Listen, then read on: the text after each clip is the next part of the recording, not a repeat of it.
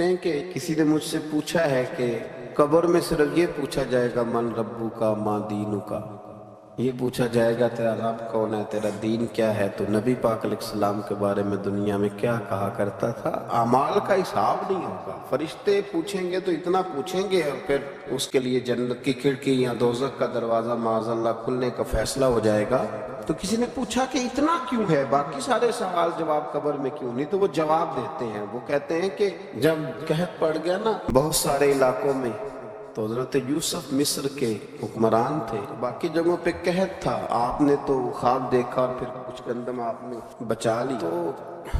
حضرت یوسف علیہ السلام کے پاس بہت سارے لوگ گندم لینے کے لیے پہنچنے لگے، تو آپ نے رستے میں کچھ چوکیاں بنا دی تھی، پولیس والے کھڑے کر دیے تھے سمجھ لیجئے، تو ان سے کہا تھا کہ جو آدمی گندم لینے کے لیے آئے اس سے پہلے اس کا نام پتہ پوچھو، بلدیت پوچھو، اور یہ پوچھو کیا لایا ہے، وہ